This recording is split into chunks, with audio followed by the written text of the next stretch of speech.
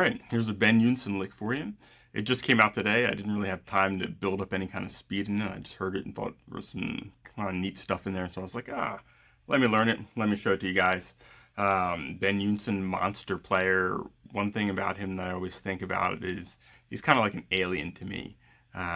Some of the fingerings that he chooses, I wouldn't even think of.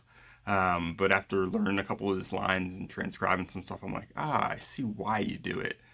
With certain articulations, it makes it sound like a piano player, and I think that's why he has such a unique sound. Some of the ideas he plays wouldn't necessarily be off the beaten track as far as jazz goes, but the articulations and the way you hear him make it sound like, oh, that's really neat. And then you learn it, you're like, oh, I played something like that before. Only you haven't played with these fingerings. So they're kind of mind-boggling to me. So let me break down the lick for you. I'll take it slow, and then I'll show you a couple ways that you can apply it.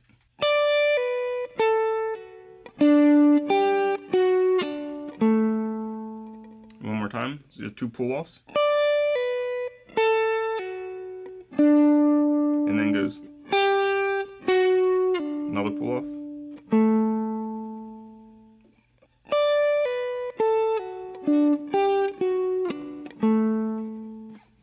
And that's an example of where I wouldn't have played it like that.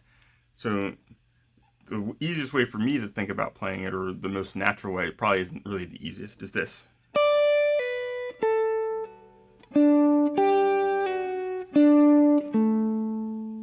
But you see how I went? But Ben goes, and then he does that pull off. So.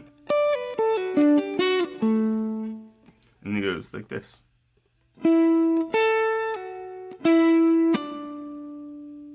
It's just.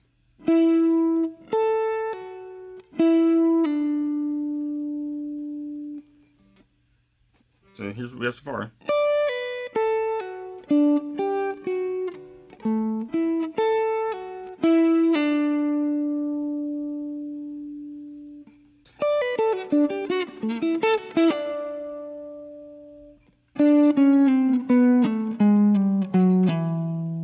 That's just this.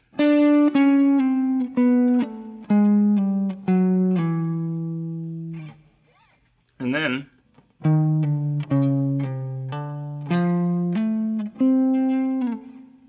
that's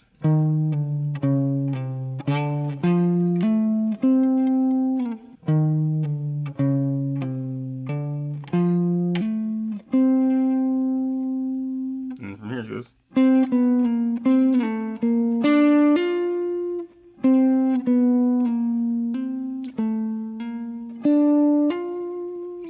And then that so far is this.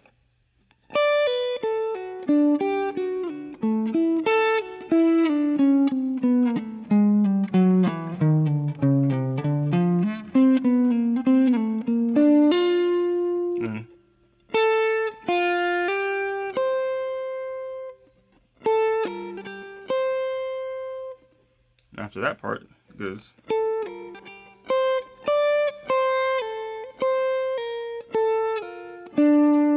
That's the part that gives me the most trouble.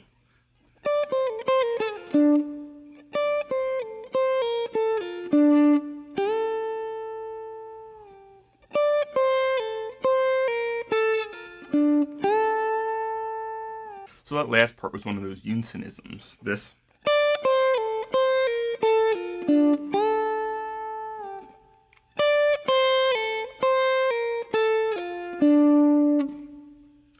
And another Eunson-ism, just so you have it, is maybe if I was playing an E,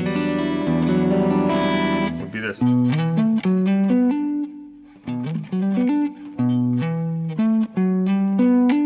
That's again with those weird fingerings. Well, weird and wonderful fingerings. So he'll play that perfect fourth. And he might do something like that,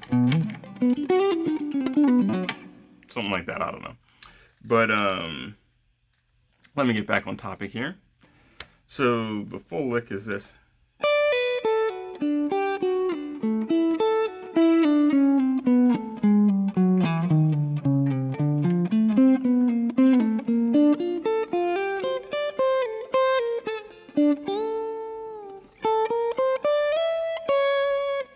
that little is just kind of a melodic fragment that he uses at the end of the line. Alright, so for me, some of the most interesting things about this idea are that it's over a C major type of sound and a B flat major sound. So in the beginning he's playing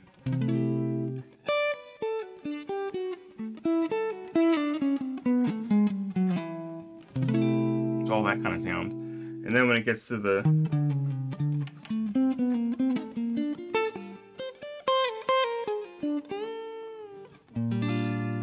it's that type of sound. So two ideas that I take from it real quickly are that one, and then I also like the so how I would use them would be like this. This C has kind of a Lydian sound to it when he's playing over it, and I would take that if I know I can play like a C Lydian, I can play an E Aeolian with it. Now if you don't understand the kind of scale language that I'm using, shoot me a message. I can do a quick breakdown video of that so you can understand it. But know that this particular idea that he's playing in C major, you can also use over an E minor type of idea. So what I did was I created a backing track with some E minor, and there's a little loop here.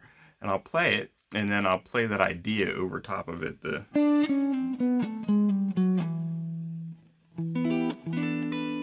And show you how you can use that sound.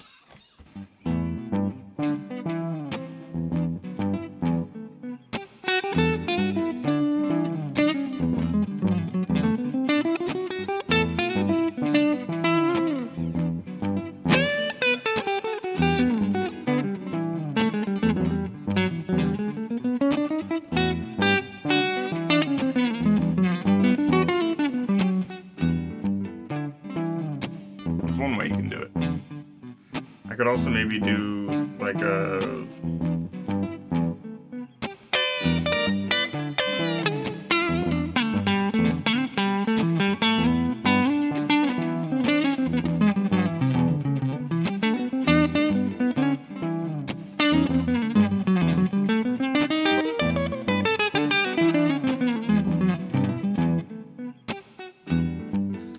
couple flubs in there, but that's what makes it fun. Alright, so now let's get this next rocking. What it is it's kind of an enclosure around a major 7th chord. So for this one, you got that B flat sound, and you're going like this. I'll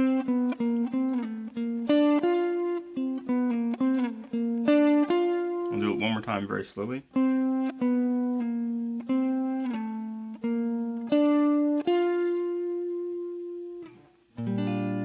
Now the cool thing about this, and really just about any lick, is that you can use licks in different places. So this is an idea that you can easily play over a B flat major type of sound, a G minor sound, a C minor, and an E flat minor. So let's take it through those paces. So right now you have that B flat sound, and here's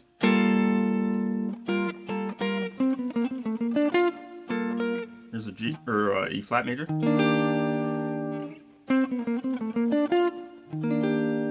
or C minor.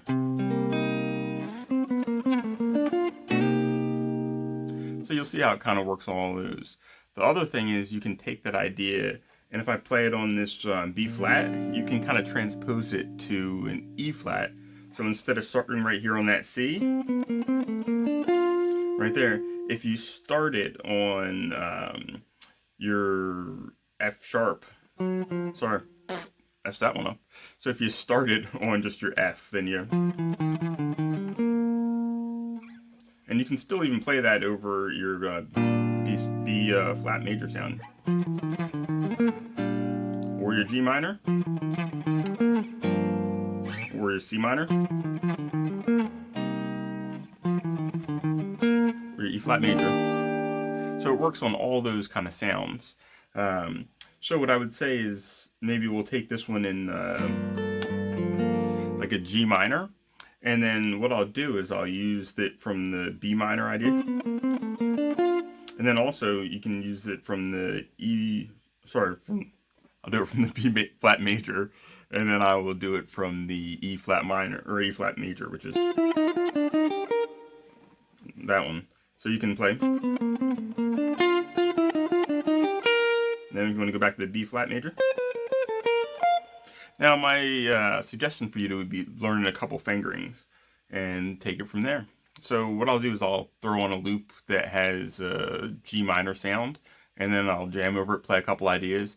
I'll play it from the B flat major to start with, then I'll play it from the E flat major, and we'll go from there.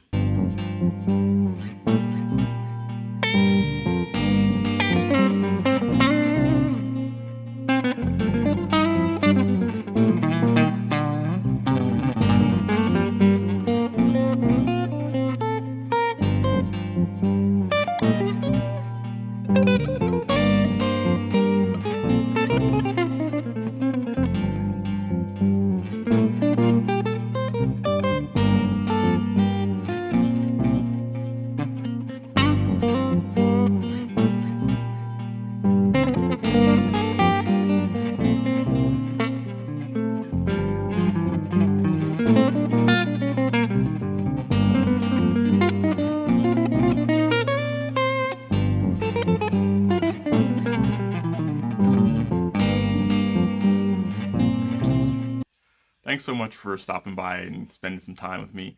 Hopefully it provided some value and it blessed you. If it did, feel free to like, subscribe, leave a comment if you have any questions about anything, or if there's some other kind of video or something you'd like me to break down for you. I'd be happy to do it. Always looking to learn something new and have some more fun doing it.